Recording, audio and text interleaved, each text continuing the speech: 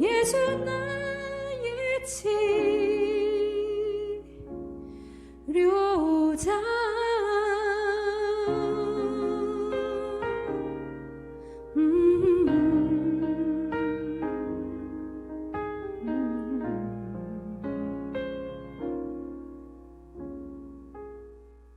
오늘 은혜 받으실 하나님 말씀은 누가복음 8장 4절에서 15절까지의 말씀입니다. 누가복음 8장 4절에서 15절까지의 말씀, 우리 함께 읽겠습니다. 각 동네 사람들이 예수께로 나와 큰 무리를 이루니 예수께서 비유로 말씀하시되 씨를 뿌리는 자가 그 씨를 뿌리러 나가서 뿌릴새 더러는 길가에 떨어짐에 밟히며 공중의 새들이 먹어버렸고, 더러는 바위 위에 떨어짐에 싹이 났다가 습기가 없으므로 말랐고, 더러는 가시떨기 속에 떨어짐에 가시가 함께 자라서 기운을 막았고, 더러는 좋은 땅에 떨어짐에 나서 100배의 결실을 하였느니라. 이 말씀을 하시고 외치시되 들을 귀 있는 자는 들을지어다. 제자들이 이 비유의 뜻을 물으니 이르시되 하나님 나라의 비밀을 아는 것이 너희에게는 허락되었으나 다른 사람에게는 비유로 하나니 이는 그들로 보아도 보지 못하고 들어도 깨닫지 못하게 하려 함이라. 이 비유는 이러하니라. 씨는 하나님의 말씀이요 길가에 있다는 것은 말씀을 들은 자니 이에 마귀가 가서 그들이 믿어 구원을 얻지 못하게 하려고 말씀을 그 마음에서 빼앗는 것이요 바위 위에 있다는 것은 말씀을 들을 때에 기쁨으로 받으나 뿌리가 없어 잠깐 믿다가 시련을 당할 때에 배반하는 자요 가시떨기에 떨어졌다는 것은 말씀을 들은 자이나 지내는 중 이생의 염려와 재물과 향락의 기운이 막혀 온전히 결실하지 못하는 자요 좋은 땅에 있다는 것은 착하고 좋은 마음으로 말씀을 듣고 지키어 인내로 결신하는 자니라. 아멘. 저는 이 봉독한 말씀을 가지고 씨 뿌리는 부유라는 제목으로 말씀을 나누겠습니다. 우리 좌우 옆에 분과 앞뒤 분에게 한번 인사하시죠. 깨어 있읍시다. 아멘. 오늘 본문 말씀은 지난 금요일 새벽 기도 시간에 나누었던 말씀인데요. 저희가 한 주간 동안에 그 새벽 기도를 온라인으로 시험 방송을 했습니다. 그때 몇몇 집사님들과 이제 권사님들이 함께 참여를 해주셨는데요. 그때 우리 집사님들과 권사님들과 나누었던 말씀인데요. 근데 이제 새벽 시간이 부족하고 그 제약이 있기 때문에 다 나누지를 못한 아쉬움이 있는 데다가 또 이 본문 말씀은 더 많은 우리 성도들과 나누면 좋겠다라는 생각이 들어서 오늘 이 말씀을 나누려고 합니다. 오늘 본문은 우리가 잘 알고 있는 그 비유의 말씀이죠. 잘 아는 것 같지만 사실 깊이 알지는 못하는 경우가 허다합니다. 흔히 씨 뿌리는 비유 또는 씨 뿌리는 자의 비유로 우리에게 알려져 있는데요. 특별히 주님은 이 비유가 10절에 이르시되 하나님 나라의 비밀을 알려주는 비유다, 이렇게 말씀을 하세요. 오늘 본문에는 하나님 나라의 비밀 이렇게 되어 있는데 마태복음 13장과 마가복음 4장에도 동일한 씨 뿌리는 비유의 말씀이 있어요. 거기에 보면 천국의 비밀이라고 되어 있습니다. 또 창세부터 감추인 것, 이렇게 기록이 되어 있죠.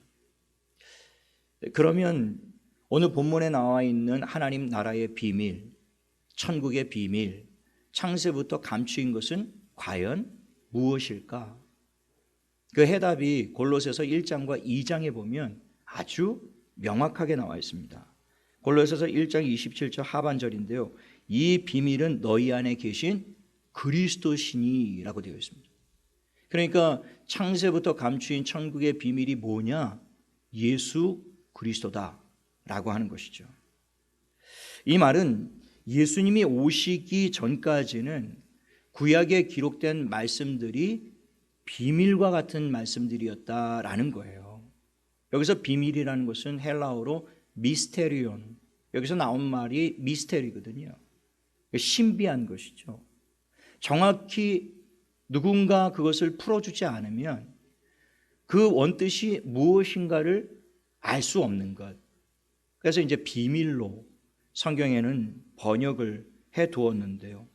예수님이 오시기 전까지는 구약 성경에 기록되어 있는 그 말씀들이 과연 무엇을 의미하는지 정확히 이해하기가 어려웠다라는 말씀이에요. 그런데 예수님이 오시자 구약 성경의 그 미스터리 같은 비밀과 같은 이야기들이 하나하나 풀려지기 시작하더라라고 하는 것입니다. 아, 구약에 기록된 그 말씀들이 이것을 의미하는 것이었구나. 아, 거기에서 상징하는 그것이 바로 예수 그리스도를 나타내는 것이었구나. 하나님의 그 예언이, 그 약속이 예수 그리스도에 관련된 약속이었구나. 그것을 예수님이 오시면서 그것이 드러나고 밝혀지게 되었다라는 것입니다. 그래서 창세부터 감추인 비밀이 예수 그리스도였다. 이 말씀을 하는 것이죠. 일례로 여자의 후손이 있습니다. 하나님이 인간이 타락하자마자 메시아를 약속하시죠. 인간을 죄와 죽음에서 구원하실 메시아를 약속하시면서 그 메시아가 여자의 후손으로 올 것이다. 이 말씀을 하세요. 이 말씀은 인류가 이해할 수 없는 말씀입니다. 여자의 후손, 이게 도대체 무슨 뜻인가? 그럴 수밖에 없는 것은 모든 인간들은 다 남자의 후손으로 태어나신 것이거든요. 여자의 후손으로 태어난 것이 아니라 모든 사람들은 다 남자의 후손으로 태어납니다. 그 명심보감 효행편에 보면 이런 중국 시조가 기록이 되어 있는데 아마 첫 행은 다들 들어보셨을 거예요. 아버지 날 낳으시고 어머니 날 기르시니 애달프다 어버이시여 날 낳아 기르시느라 애쓰셨구나. 그 깊은 은혜를 갚고자 하나 높은 하늘처럼 끝이 없구나. 이런 시조예요. 참 가슴 뭉클한 부모님의 은혜를 기리는 그런 시조인데요. 포인트는 그 첫 행입니다. 우리가 익히 들어서 알고 있는 아버지 날 낳으시고 어머니 날 기르시고, 반대 아닌가 싶겠지만 이것이 성경적인 관점이에요. 이렇게 말씀드리면 억울해하실 어머니들이 참 많이 계실 것 같아요. 내가 10달 동안 배 아파서 힘들게 10시간 20시간 진통 끝에 물과 피를 다 쏟아가며 내가 낳았는데 이제 남편이 한 일이 뭐가 있다고 아버지가 자식을 낳았다고 그러고 나는 길렀다고 그러냐, 그렇게 억울함을 호소하실 그런 어머니들이 계실지 모르겠는데요. 그러나 그것이 성경적인 관점이라는 것이죠. 마태복음 1장에 보면 예수님의 족보로 시작하지 않습니까? 거기에 낳고 참 많이 낳죠. 근데 그 마태복음 1장 2절에 보면 아브라함이 이삭을 낳고 이삭은 야곱을 낳고 야곱은 유다와 그 형제들을 낳았다, 이렇게 되어 있어요. 이삭을 누가 낳았다고요? 아브라함이 낳았다라고 되어 있습니다. 사라 입장에서는 억울하죠. 그 노산, 난산, 힘들게 나이 90세에 힘들게 낳았는데 아브라함이 낳았다니 이게 무슨 말이냐. 그리고 야곱을 누가 낳았다라고 기록하고 있습니까? 이삭이 낳았다라는 거예요. 리브가가 쌍둥이 낳느라고 힘들었거든요. 우리 권사님 아시죠? 쌍둥이 낳는 것도 하나 낳기도 힘든데 한꺼번에 둘을 낳는 고통이 얼마나 그게 큰 고통이겠습니까? 리브가가 힘들게 야곱 낳았거든요. 그런데 이삭이 낳았다라는 거예요. 유다와 12 아들도 야곱이 낳은 게 아니잖아요. 그의 4명의 부인들이 낳았단 말입니다. 서로 시기하고 질투하는 가운데 12명 낳은 거예요. 그런데 성경은 분명히 야곱이 낳았다 이렇게 말씀하고 있어요. 그 의미가 무엇이냐면 이들은 전부 남자의 씨를 받고 태어났다, 그런 뜻이에요.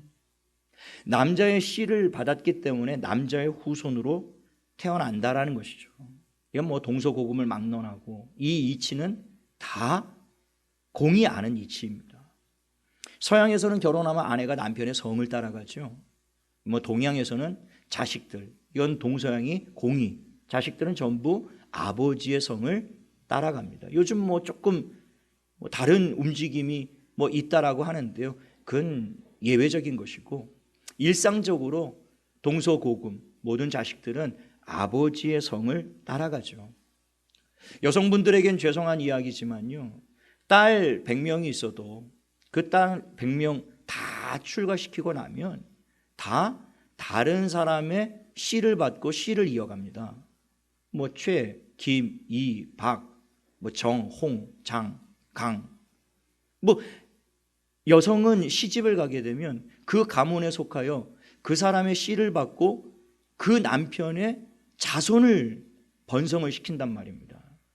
전 딸이 하나 있기 때문에 제 대는 여기서 끝이에요. 앞으로 하나님이 뭐 자식을 하나 더 아들을 주신다면 모르겠는데 뭐 시집 가고 나면 다른 사람의 성을 받아 그 자손을 세상에 번성하게 되는 것이죠. 그게 이치입니다. 그래서 여성의 중요성보다 누구의 씨를 받느냐, 이게 굉장히 중요한 의미가 있는 것이죠. 그런 의미에서 모든 사람은 다 남자의 후손으로 태어나는 것입니다. 그런데 창세기에 인간이 타락하자마자 하나님이 메시아를 약속하시는데 그 메시아는 여자의 후손으로 온다라는 거예요. 아니 도대체 이게 무슨 말인가? 그 말은 즉 남자의 씨를 받지 않고 태어난다, 그런 뜻이거든요. 그게 후에 몇천 년이 지나서 선지자 이사야서에 그 말씀이 명확하게 다시 한번 등장하는데 처녀가 잉태하여 아들을 낳을 것이다, 그가 메시아가 될 것이다, 이 말씀이 기록된 거예요. 여자의 후손, 남자의 씨를 받지 않은, 그래서 처녀의 몸으로 아기를 낳는 그런 기이한 일들이 일어나게 될 것인데 그가 바로 우리의 구원자인 메시아가 될 것이다, 이렇게 이제 한 번 더 말씀을 해 주시죠. 그 의미가 이게 여자의 후손인가 보다, 남자의 씨를 받지 않고 처녀가 잉태해 아들을 낳는데 이게 그 이야기인가 보다 라고 약간 의문이 풀리긴 했으나 그냥 어떻게 이런 일들이 일어날 수가 있지? 도저히 이거는 이해할 수가 없는 일인 것이죠. 성경에 명확하게 기록이 되어 있고 선지자가 그렇게 예언을 해 두었지만 하나님의 약속이지만 어떻게 이런 일이 있을 수가 있을까? 어떻게 여자의 후손, 처녀가 잉태하여 아들을 낳을 수가 있을까? 그런데 말입니다, 그 불가사의한 일이 실제로 일어나고 맙니다. 그것이 바로 동정녀 마리아를 통해 예수님이 탄생하신 것이죠. 이 예수 그리스도의 동정녀 탄생 사건을 통해서 우리는 비로소 깨달아 알게 되는 겁니다. 이것이 바로 여자의 후손에 대한 약속이었구나. 이것이 바로 처녀가 잉태하여 아들을 낳을 그가 우리의 메시아이시구나. 예수 그리스도의 탄생을 통해서 수천 년 동안 풀리지 않았던 비밀, 수천 년 동안 미스테리와 같았던 도대체 이게 무슨 말씀인가, 그것이 예수 그리스도의 탄생과 동시에 이렇게 밝혀지게 되었다라는 것입니다. 그러니까 바로 예수 그리스도가 창세로부터 지금까지 감추인 비밀이었음을 지금 드러나게 되었다라는 것이죠. 그러니까 예수 그리스도가 오심으로 말미암아 구약 성경에서 우리가 우리의 이성으로 지성으로 우리의 논리적인 그런 것으로 도저히 이게 무슨 뜻인가, 비밀처럼 미스테리처럼 남겨 있었던 그런 말씀들이 하나하나 퍼즐처럼 조각처럼 맞아 들어가기 시작한다는, 이게 바로 예수님을 가리키는 것이었구나. 또 한 가지 예는요, 얘가 너무 많아서 그거 다 지금 구약 성경에 있는 하나하나를 다 열거하려면 시간이 부족합니다. 한 가지 예를 더 든다면 솔로몬의 성전인데요, 성전 안에 있는 모든 성물들과 또 그 안에서 이루어지는 모든 제사들과 그 모든 제물들이 나중에 보니까 전부 예수 그리스도를 상징하는 것이더라 라고 밝혀졌어요. 그런데 솔로몬이 성전을 지을 때는 몰랐습니다. 모세가 성막을 지을 때도 몰랐어요. 왜 하나님이 이렇게 지으라고 하시는지, 그 안에 왜 이런 기구들을 만들어서 갖추라고 하셨는지 그 원뜻을 알지 못했습니다. 그냥 하나님이 지시하시니까 그 명령에 그대로 모세와 솔로몬은 순종해서 성막과 성전을 만들었을 뿐이에요. 그것이 전부 예수님을 가리키고 있다는 것을 몰랐던 것이죠. 예수님이 오시기 전까지는요. 그래서 예수님이 오시기 전까지는 성막의 비밀, 성전의 비밀이었던 거예요. 그게 전부 무슨 뜻인지 아무도 알지를 못했던 것이죠. 그런데 예수님이 오셔서 요한복음 2장 21절에 이 말씀하십니다. 그러나 예수는 성전된 자기 육체를 가리켜 말씀하신 것이라.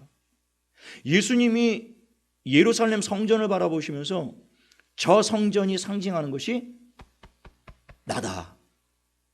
자기의 육체를 가리키면서 저 성전이 지금까지 우리에게 상징했던 것이 바로 예수님 자신이었음을 주님이 밝히셨다라는 것이죠.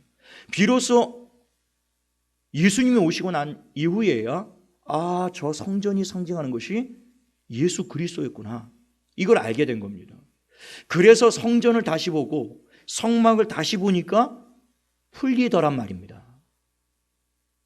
성소 안에 있는 성소를 밝히는 촛대가 빛으로 오신 예수님을 말씀하고 있었구나. 그 떡상에 놓였던 떡이 생명의 떡 예수 그리스도를 말씀하신 것이었구나. 그 번제단이, 제물을 태우는 그 제단이 십자가를 상징하는 것이었구나. 그 번제단 위에서 태워지는 그 제물, 어린 양이 십자가 위에서 고난을 당하시고 죽임을 당하신 어린 양 예수 그리스도를 상징하는 것이었구나. 이게 하나하나 다 밝혀지기 시작하는 거예요. 그리고 성소의 휘장도 예수님의 육체였구나, 이걸 알게 된 겁니다.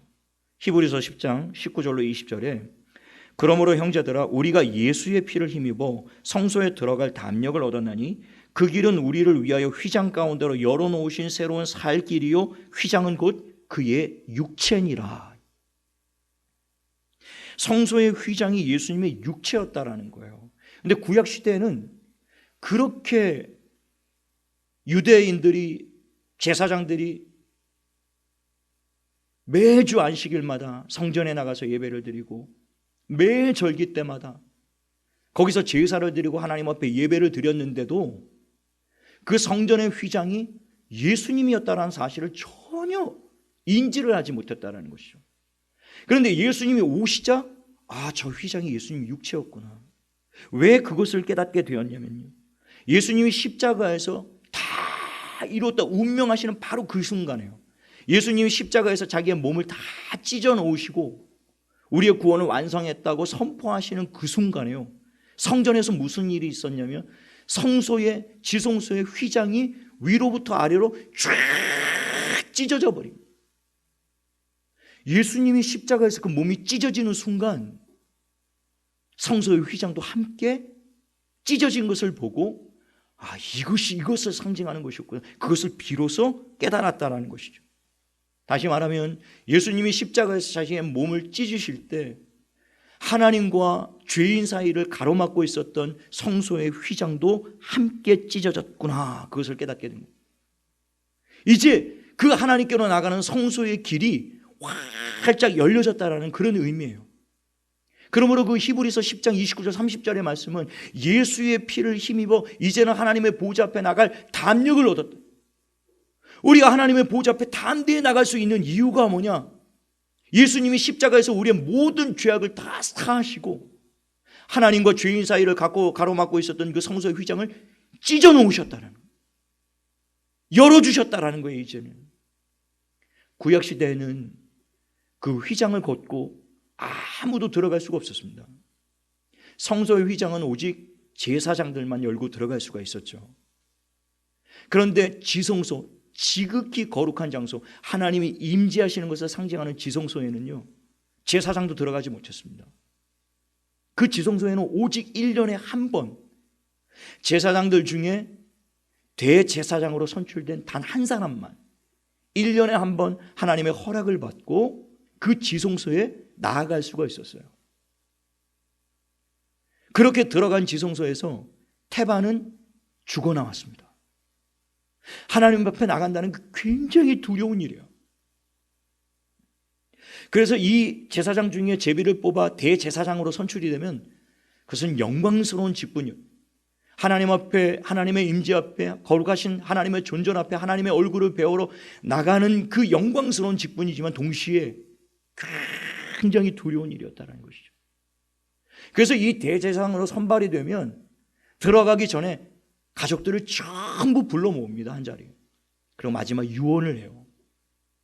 이것이 마지막일 수 있었기 때문에. 하나님 그 지성소에 들어갔다 태반이 죽어 나왔기 때문에 두려움으로 자손들에게 이것이 나의 마지막일 수 있으니 홀로 남겨진 네 어머니를 잘 부탁한다. 너희들 서로 우애하고 하나님을 경외하고 잘 섬기라. 나는 두려움과 떨림으로 하나님을 섬기러 지성소로 나아간다. 그리고 어린 양의 피를 들고 그 성소를 지나 지성소 앞 그 휘장 앞에 도달했을 그 대제사장의 심정을 여러분 한번 상상해 보십시오. 그 성소의 휘장을 여는 순간 죽을 수도 있다라는 그 두려움이요, 쉽게 그 휘장을 열 수가 없는 겁니다. 자신을 돌아보고 또 돌아보고 또 돌아보고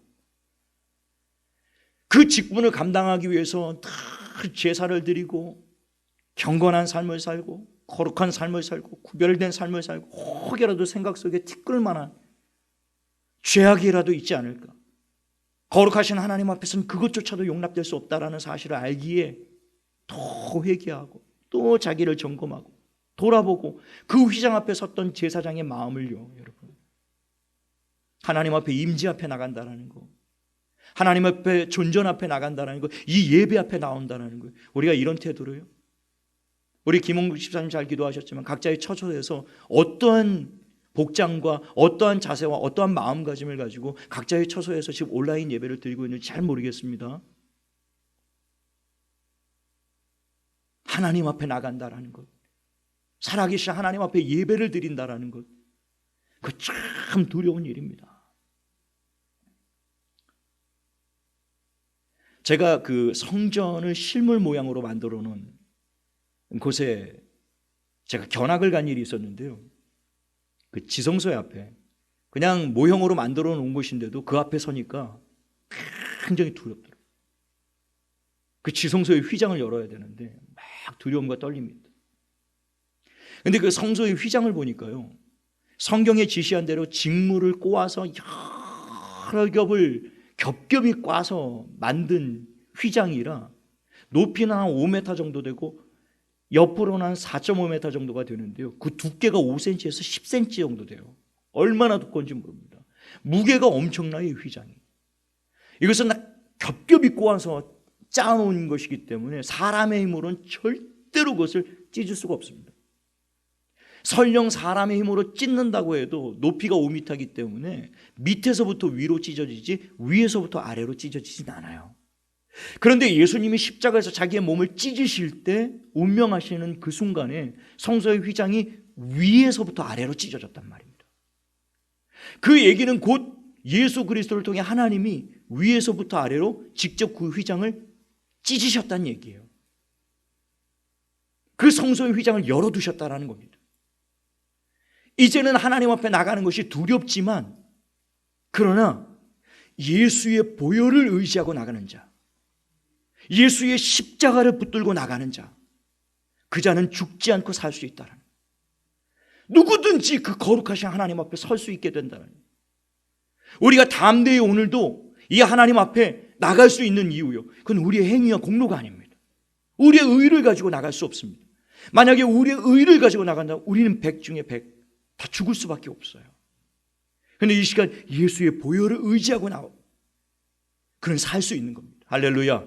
예수의 보혈, 그 십자가의 은혜, 그걸 붙잡고 나가는 자는 살 수 있다는 것이죠. 그러니까 이 예수 그리스도께서 세상에 오심으로 말미암아 창세부터 감추인 비밀이 이렇게 하나하나 밝혀지고 드러나게 되었다라고 하는 것입니다. 하나님이 예수님을 세상에 보내신 이유가 바로 이것 때문이었어요. 우리에게 감추인 비밀 예수 그리스도를 드러내고 알려주시기 위함이었습니다. 구약 성경에 하나님이 그렇게 창세기로부터 계속 수많은 선지자들을 통해서 예언하시고 약속하신 그 메시아가 바로 이 아들 예수라는 사실을 이 세상 가운데 완전하게 드러내시고 밝히기 위해서, 그 비밀과 같은 신비한 미스터리 같았던 그 하나님의 약속들이 바로 이 예수 그리스도와 관련된 말씀이었구나, 이것을 분명하게 드러내기 위하여 그 아들을 육신의 모양을 입으시고 이 땅에 보내셨다라고 하는 겁니다. 그래서 이 예수님이 오셔서 공생의 시작과 동시에 하나님 나라를 선포하시고 복음을 외치셨던 것이죠. 회개하라, 천국이 가까이 왔느니라. 이 말씀은 이제 이 세상은 곧 하나님의 심판을 받고 멸망하게 될 것이다. 그리고 이제 곧 하나님이 구약 성경부터 그렇게 약속하셨던 메시아가 통치하는 하나님의 나라가 이제 곧 완성될 것이다. 그 완성된 하나님의 나라에 들어가기를 원하는 자는 누구든지 주 예수를 믿으라. 그리하면 그 나라에 들어감을 넉넉히 얻으리라. 그게 복음이었습니다. 누구든지 예수를 믿는 자는 다 하나님의 나라에 들어갈 수 있다. 주 예수를 믿어라. 그리하면 너와 네 집이 구원을 얻으리라. 이게 복음의 핵심인 것이거든요. 누구든지 예수의 피를 의지하는 자는 거룩하신 하나님 앞에 담대히 나갈 수 있게 되었다라는 겁니다. 예수의 모든 그 보혈이 우리의 주홍 같은 죄악, 우리의 붉은 피와 같은 죄악, 이 세상의 그 어떤 세제로도, 금이나 은 같은 것으로도, 이 세상 그 어떤 것으로도 우리 추악한 죄악, 이 허물 어떻게 씻을 수가 있어요? 우리가 아무리 빨고 아무리 씻으려 해도 우리의 노력으로는 씻어지지가 않는 거예요. 아무리 참선을 하고 아무리 돌을 닦고 아무리 속세를 벗어나 홀로 지내며 죄를 끊고자 하여도 인간 안에 있는 번뇌, 인간 안에 있는 그 고민, 염려, 인간의 그 본성, 타락한 죄악, 육체의 욕심, 탐욕, 그런 것들을 인간의 노력과 수고로는 절대로 씻어질 수가 없는 것입니다. 그런데 예수 그리스도가 십자가에서 흘리신 그 피가요, 우리의 그 주홍 같은 죄악을 전부 씻어 주셨단 말입니다. 이게 복음이에요. 그런데 누구든지 이 예수를 믿으면 영생을 얻게 되고 심판에 이르지 않으며 영원한 하나님의 천국에 들어갈 수 있다라는 것이죠. 그래서 주님은 공생의 기간 동안에 쉬지 않고 각 성과 마을을 두루 다니시면서요, 이 하나님의 나라를 선포하시고 복음을 전하셨던 것입니다. 그래서 오늘 우리가 읽은 그 본문 4절에도 보면요, 각 동네에서 큰 무리들이 예수님께 몰려 나왔다라고 기록을 하고 있는 거예요. 그렇게 큰 무리가 몰려 나오자 주님은 그 큰 무리들에게도 하나님 나라를 선포하시고 복음을 전하셨던 것이죠. 오늘 본문의 이 비유의 말씀대로 하자면 복음의 씨앗을 그 큰 무리들에게 뿌리셨다, 그 말이에요. 말씀의 씨앗, 복음의 씨앗. 누구든지 나를 믿는 자는 영생을 얻으리. 누구든지 나를 믿는 자는 하나님 나라에 값없이 들어가게 되리라, 의롭게 되리라. 이 놀라운 복음의 소식을 이 큰 무리들에게 외쳤던 것입니다. 그 결과가 어떻게 되었을까요? 예수님이 복음을 전하셨기 때문에 그 누구도 아닌 복음의 비밀의 당사자인 예수님이 이 복음을 외치셨기 때문에 그 큰 무리들이 다 예수를 믿고 복음을 믿고 구원을 받았을까요? 그렇지 않았다라는 것입니다.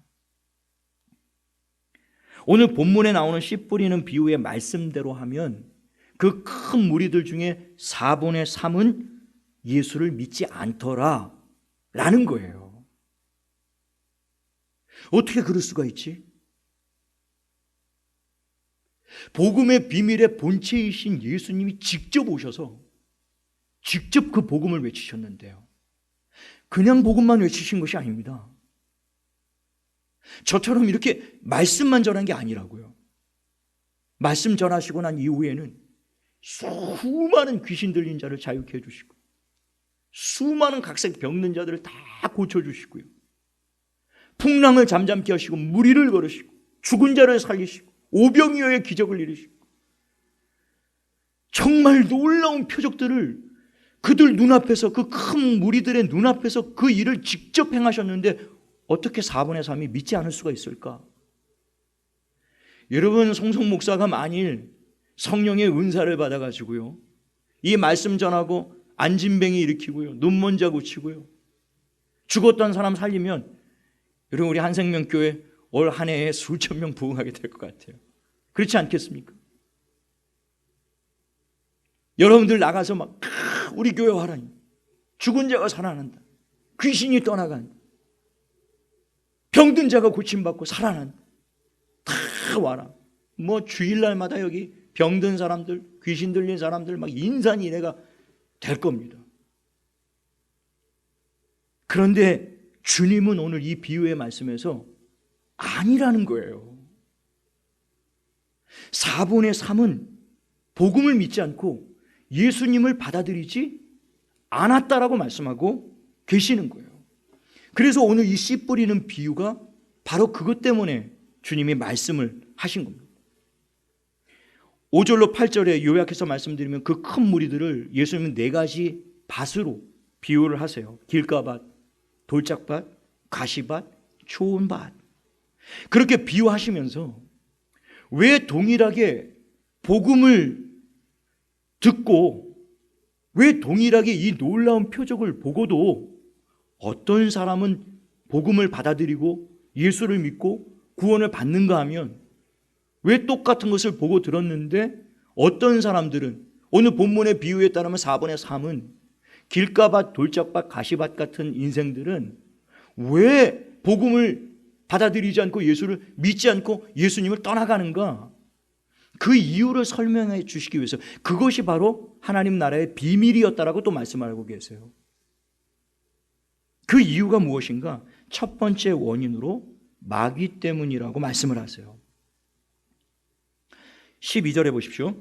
길가에 있다는 것은 말씀을 들은 자니 이에 마귀가 가서 그들이 믿어 구원을 얻지 못하게 하려고 말씀을 그 마음에서 빼앗는 것이요.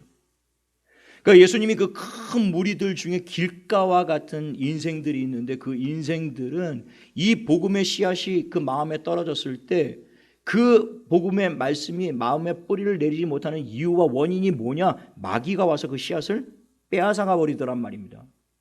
하나님의 말씀을 빼앗아갔기 때문이라는 거예요. 우리는 여기에서도 아주 중요한 비밀을 한 가지 우리가 발견하게 되는데요. 우리가 복음을 들을 때, 복음을 전할 때 마귀는 그냥 뒷짐지고 구경만 하고 있는 것이 아님을 알 수 있습니다. 어떻게 해서든지 오늘 이 12절의 말씀처럼 그들이 믿어 구원을 얻지 못하게 하려고 수단과 방법을 가리지 않고 어떻게 하든지 사람들의 마음에 그 복음이 들어가지 못하도록 역사하고 있다라는 것이에요. 눈에 보이지 않기 때문에 우리가 모르고 간과하고 지나쳐서는 안 된다라는 말씀을 지금 하고 있는 것입니다.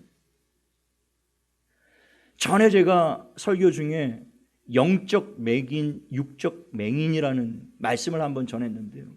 이 세상 사람들이 복음을 들었을 때 왜 그 복음에 반응이 없는가? 그것은 영적으로 눈이 가리워져 있고 귀가 가리워져 있기 때문이다라는 말씀을 드렸어요. 그게 영적인 소경이다, 맹인이다, 그 말씀을 드렸는데요. 이 마귀가 어떻게 해서든지 사람들의 눈과 귀를 가려버리는 것입니다. 마음을 닫아 거는 것이에요. 그래서 복음을 전하면 전혀 받아들이질 않는 것입니다.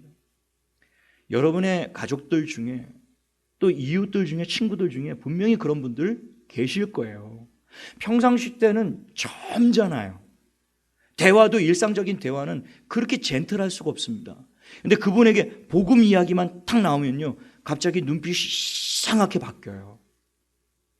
얼굴 낯빛이 확 바뀌면서 갑자기 마음에서 뭔가가 막 혈기 같은 것이 일어나는, 조금 더 자극을 하면 확 일어나서 폭발할 것 같은 그런 낌새를 이렇게 보이는 사람들이 보인단 말입니다. 영적으로 보면 아, 그렇구나.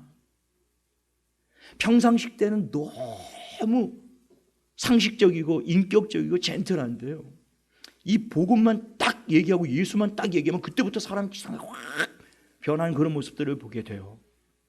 이 지금 오늘 본문에서 주님이 분명하게 말씀하고 계시는 것이죠. 복음을 전할 때 마귀가 쉬지 않고요, 사람들의 마음에서 그 복음의 말씀의 씨앗들을 전부 다 앗아가고 있기 때문이라는 겁니다. 그 큰 무리들이 예수님께 몰려 나왔는데요, 주님이 복음의 씨앗을 던졌지만 그 중에 어떤 사람들은 그냥 전부 마귀에게 그 말씀을 빼앗기고 그냥 예수님 버리고 다 떠나가 버리고 말았다라는 것이죠. 여러분, 우리가 가족을 위해서, 가족의 구원을 위해서, 우리의 친구의 영혼을 위해서, 우리의 이웃들의 영혼을 위해서 간절하고 뜨겁게 기도해야 될 이유가 여기 있는 겁니다. 그냥 기도하지 않고 그냥 예수 전하면 믿겠지. 아니요. 여러분의 남편이 그렇게 강팍해지는 이유, 여러분 분명히 아셔야 됩니다. 여러분의 자녀들이 그렇게 완악하게 반항하고 있는 이유들을 잘 이해하셔야 돼요. 여러분들이 미리 금식하고 기도하시면서 그 마음에서 이 복음의 말씀들을 빼앗는 악한 영들을 예수 그리스도의 이름으로 결박하고 여러분은 묶으시고 담대하게 싸우시면서 나가셔야 돼요.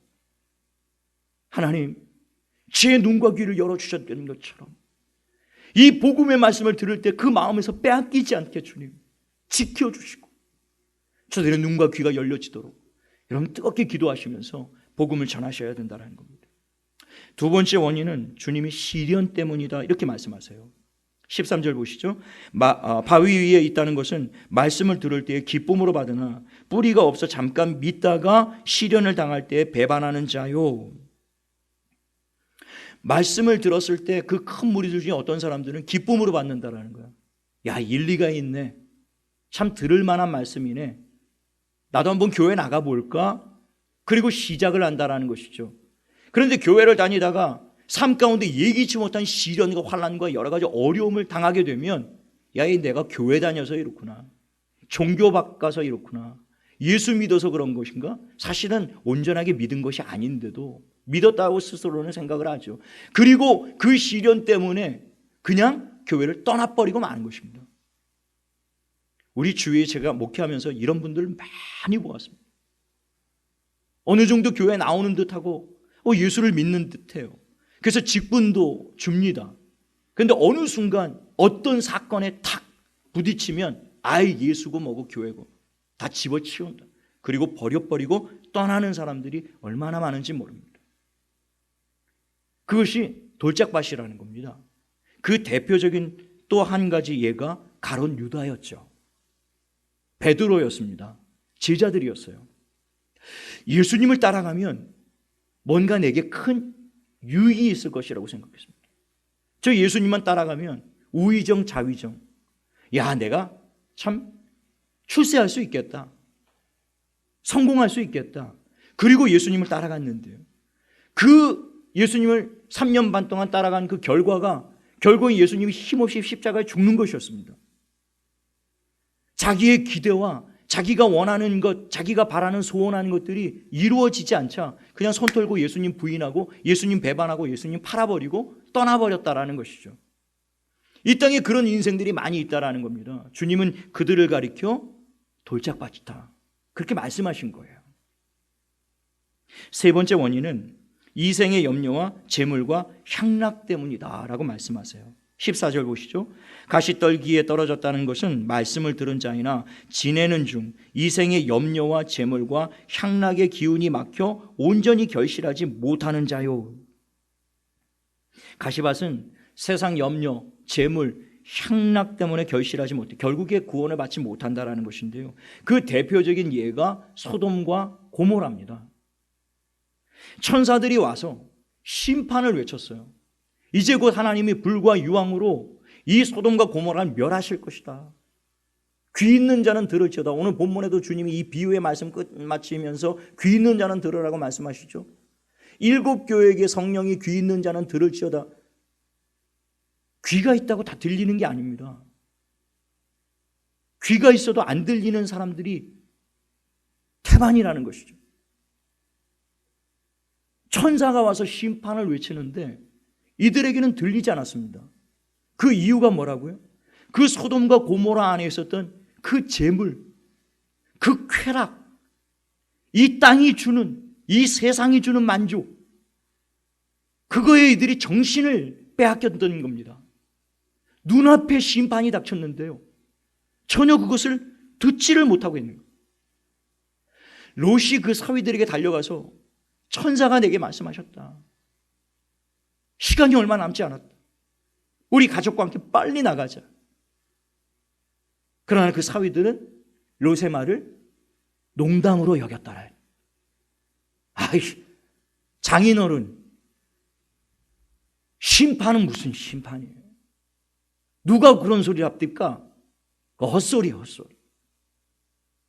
이 소돔과 고모라가 이렇게 살기 좋은데 주변을 돌아보십시오.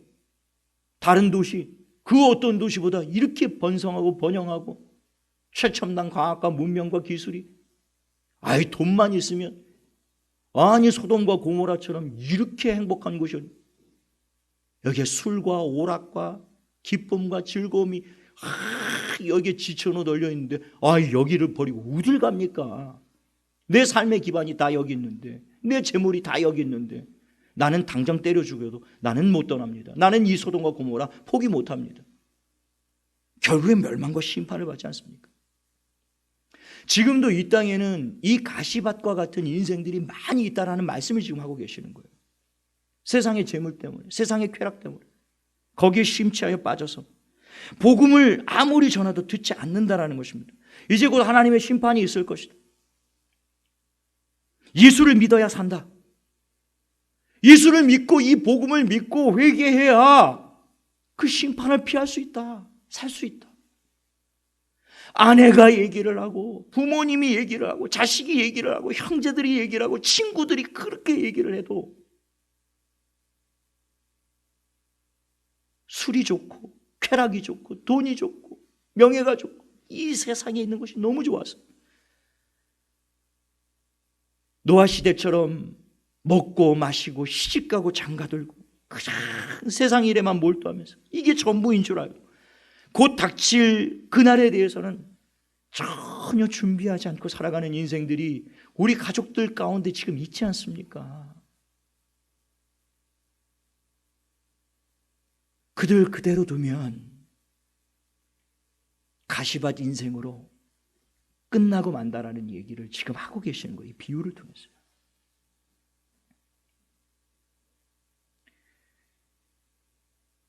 그런데 오늘 본문 15절은 놀랍게도 그 많은 사람들이 이 복음을 믿지 않고 예수를 받아들이지 않는 가운데 좋은 땅은 100배의 결실을 맺고 예수를 믿어 구원에 이르는 사람들이 있더라는 것입니다.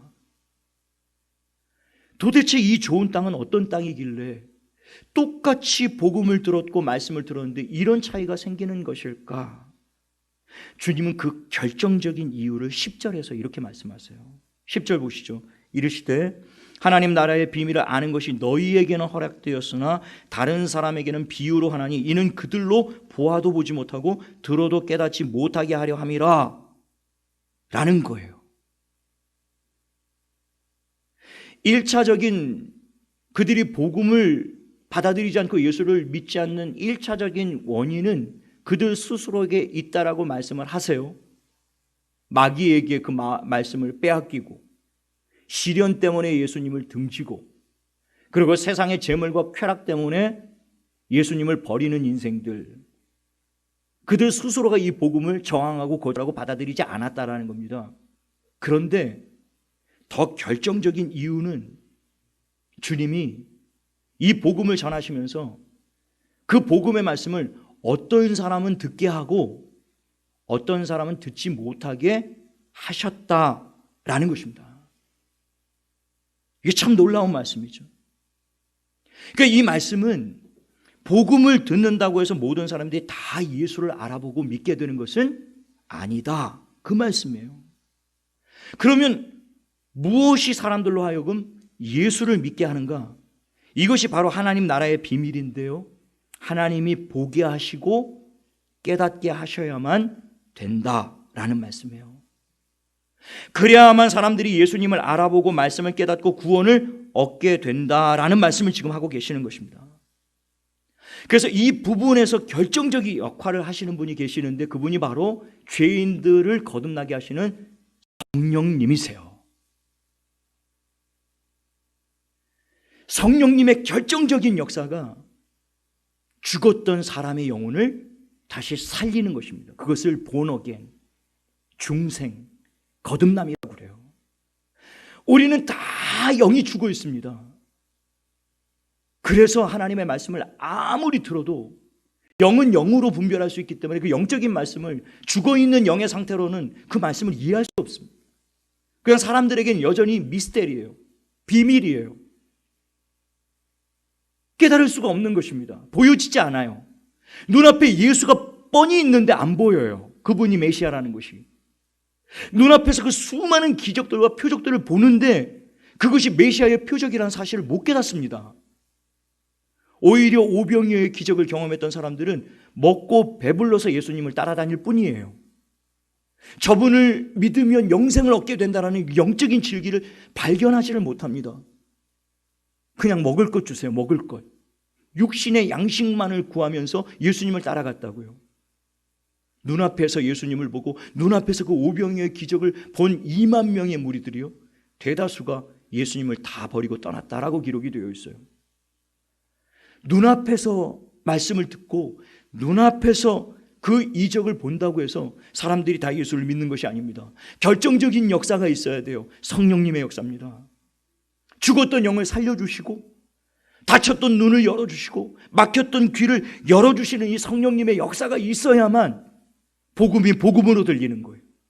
그래야만 비로소 예수님을 깨달아 알게 되는 것이고 받아들이게 되는 것이고 영생과 구원에 이르게 될 수 있다는 것입니다. 그래서 로마서에 성령이 아니고서는 누구도 예수를 주라 시인할 수 없는 일. 성령이 아니면 누구도 예수를 주로 고백할 수 없습니다. 지금 저와 여러분이 예수를 주로 고백한다면 그 성령의 역사가 임하신 것. 내 영혼이 살아났다라는 것. 내가 지금 영생을 갖고 있구나. 하나님의 구원받은 백성이 되고 있구나. 그걸 내가 어떻게 확인할 수 있다고요? 예수를 나의 주로 고백하고 있다. 성령이 아니고서는 아무도 이 고백할 수 없거든요. 성령의 결정적인 역사를 기록해 놓은 곳이 요한복음 3장입니다. 바리새인 중에 니고데모가 한밤중에 죽기를 각오하고 예수님을 찾아오죠. 마음에 아주 큰 질문을 가지고 예수님 찾아옵니다. 예수님 앞에 나와서 그 질문을 꺼내놓지 못하고 자꾸 엉뚱한 소리를 해요. 라비여, 선생님은 하나님이 보내신 분이 확실합니다. 누구라도 하나님이 보내시지 않으면 이런 표적을 행할 수가 없다라는 것을 우리는 아나이다. 그리고 마음에 품었던 그 질문을 꺼내놓지 못하고 자꾸 쭈뼛쭈뼛 머뭇거리고 있단 말이죠. 근데 주님이 그 마음속에 있는 니고데모의 질문을 아셨어요. 그래서 대답부터 하십니다. 그냥 질문하시기 전에 대답하여 이르시되 내가 진실로 내게 이르노니 사람이 거듭나지 않으면 하나님 나라를 볼 수 없느니라. 니고데모가 깜짝 놀랍니다. 니고데모가 지금 마음에 품고 왔던 질문이 그것이었거든요. 주님, 어떻게 하면 우리 하나님 나라를 볼 수가 있을까요? 우리는 어떻게 하면 하나님 나라에 들어갈 수가 있을까요? 우리는 어떻게 하면 영생을 얻을 수가 있을까요? 네가 율법의 선생 바리새인인데 어찌 그것을 모르느냐? 근데 주님이 그 마음에 질문이 있다는 사실을 아시고 그냥 대답부터 탁 던지시니까 니고데모가 깜짝 놀라는 것이죠. 주님, 제가 이 질문을 가지고 왔다는 걸 어떻게 아시고 이렇게 대답을 저에게 주십니까? 놀라워하면서 니고데모가 이왕 주님 그렇게 제가 말씀을 해주셨으니까 그렇다면 한 가지 더 질문이 있습니다. 거듭나는 게 뭡니까? 사람은 어떻게 거듭나는 겁니까? 그리고 아주 엉뚱한 소리를 해요. 어머니의 뱃속에 들어갔다 다시 나온, 그게 거듭나는 것입니까? 그때 예수님이 하신 말씀이 이거예요. 내가 진실로 내게 이르노니 사람이 물과 성령으로 거듭나지 않고서는 하나님 나라에 들어갈 수 없느니라. 성령이 그 죽었던 영을 살리시고 닫혔던 눈과 귀를 여시고 예수 그리스도를 받아들이도록 역사하시지 않고서는 누구도 하나님의 나라를 볼 수 없고 누구도 하나님의 나라에 들어갈 수 없다라고 말씀하시는 것입니다. 이것이 신학적인 용어로 구원의 서정에서 유효적 부르심 이렇게 말해요. 성령의 역사입니다. 누구도 이 성령의 역사가 없이는 주님을 볼 수 없습니다. 지금 눈앞에 주님이 오셔서 주님이 수만 가지의 기적을 우리 앞에 행하셔도 성령이 이 깨닫게 하시는 은혜가 없이는 절대 그 예수님을 받아들이지 못한다라는 것입니다. 그러나 우리는 예수님의 말씀을 직접 듣지 않았고 예수님의 기적을 직접 목격하지 않았지만 우리가 오늘 이 예수님을 받아들이고 이 복음을 내가 믿고 내가 예수를 나의 주와 그리스도로 고백할 수 있는 이유가 무엇입니까? 성령이 우리에게 임하셨다. 어느 날 갑자기 성령이 내 안에 뚫고 들어오셔서요, 이 복음을 받아들이게 하시는 것입니다. 이것을 제가 칼빈의 5대 교리 중에 주일날 불가항력적 은혜, irresistible grace라는 말씀을 전했는데요. 불가항력적인 은혜. 저도 25살 때까지 참 강박하고 완악하게 살았습니다. 길가밭, 돌짝밭, 가시밭이었어요. 예수 철저하게 부정했습니다. 부인했습니다. 누군가 내게 예수를 전하면 말 같은 소리를 해라. 처녀가 어떻게 자식을 낳냐. 그런 황당무계한 소리를 나한테 믿으라는 얘기냐. 사람이 어떻게 무리를 걷냐. 어떻게 오병이의 기적이 일어나냐. 말 같은 소리를 해야, 어지간한 소리를 해야 내가 받아들이고 믿을 거 아니냐. 어떻게 예수가 4대 성인인 건 내가 인정한다. 근데 그가 어떻게 하나님의 아들이냐. 그가 어떻게 세상을 창조하신 창조의 하나님이냐. 그가 어떻게 우리를 죄와 죽음에서 구원한 메시아가 될 수 있단 말이냐. 아주 철저하게 반항하며 철저하게 부정하며 오히려 하나님을 조롱하고 모독하고 예수를 부정하고 조롱하며 비판하고 비난하며 25살 때까지 제가 그런 인생을 살았다고요. 그런데 91년 12월 24일 그 성서 영화를 보다가 그 많은 채널 중에 성서 영화 채널에서 제가 고정을 시킨 것도 기적이에요. 거기서부터 이미 성령의 역사가 시작됐던 것이죠. 제가 그 허구 많은 채널 중에 왜 하필이면 바울과 베드로라고 하는 그 성서 영화의 채널을 고정시켰을까요? 지금 생각해도 신비해요. 그걸 멈춰놓고 한참을 쳐다보고 앉아 있습니다. 그러다가 어느 한 대목에서요, 갑자기 가슴이 콱 메어오면서 뜨거워지면서요, 눈에서 눈물이 솟구치는데, 제가 평생을 살면서 그때처럼 그렇게 뜨거운 눈물이 이렇게도 뜨거울 수 있구나. 막 뜨거운 온수를 튼 것처럼 막 눈에서 멈추지 않는 눈물이 막 하염없이 솟구쳐서 쏟아지는데 이걸 어떻게 막을 길이 없어요. 닦아내도 그냥 하염없이 바닥에 흘러넘치는데요. 이거 감당이 안 되더라고요. 제가 눈물을 흘리는데 속으로 그런 생각이, 내가 지금 뭐 하는 거지? 내가 왜 이러지? 아니, 왜 내가 눈물이 나는 거지?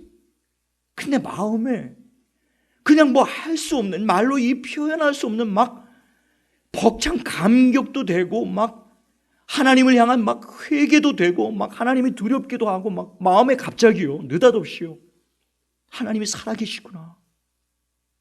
하나님은 살아계시는구나. 그게 마음에 갑자기 믿어지더란 말입니다. 그리고 그 주일날 그냥 제 발로 찾아갔어요, 교회를.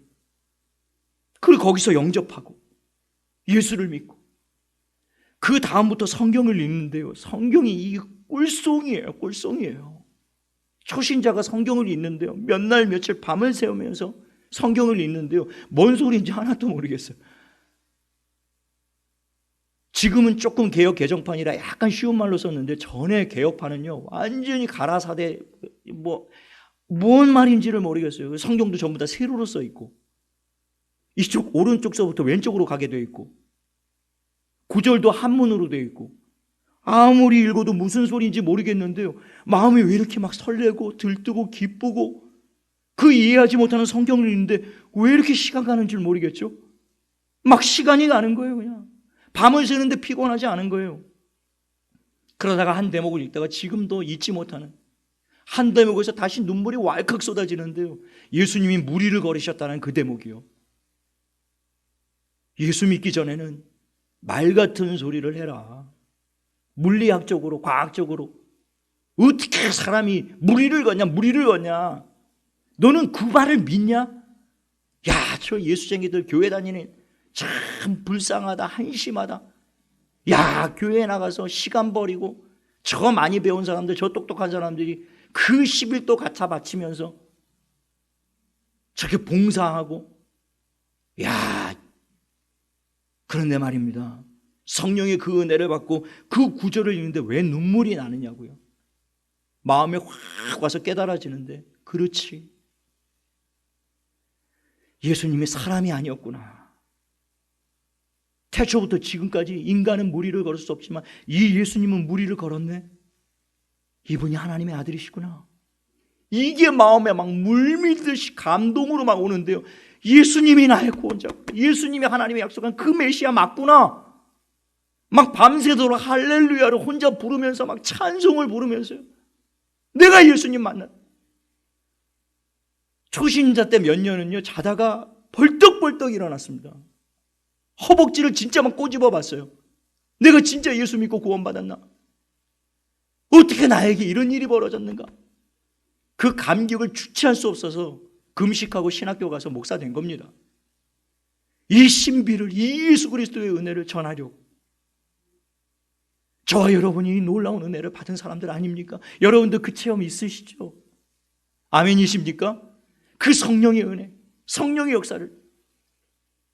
여러분, 저와 여러분 전에는 다 길가밭, 돌짝밭, 다 가시밭이었어요.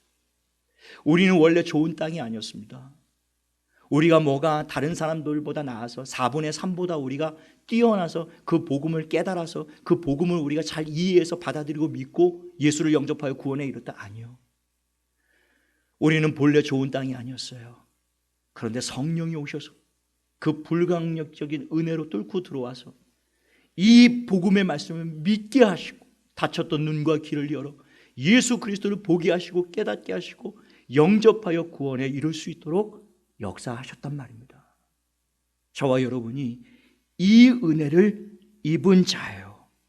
그 수많은 사람들 중에 나 같은 죄인을 택하시고 부르시고 구원하신 그 은혜를 이 아침에 다시 한번 마음에 깊이 새기시고 그 구원의 감격과 주님을 처음 만났던 그 뜨거운 사랑을 다시 한번 회복하시고 주님 앞에 감사하시면서 우리의 삶이 참 고단하고 피곤하고 힘들고 어려운데요, 주님의 이 구원의 감격과 주님과의 뜨거운 사랑의 마음을 붙잡으면요, 이 환난이요, 이 시험이요, 이거 우리 넉넉히 이길 수 있습니다.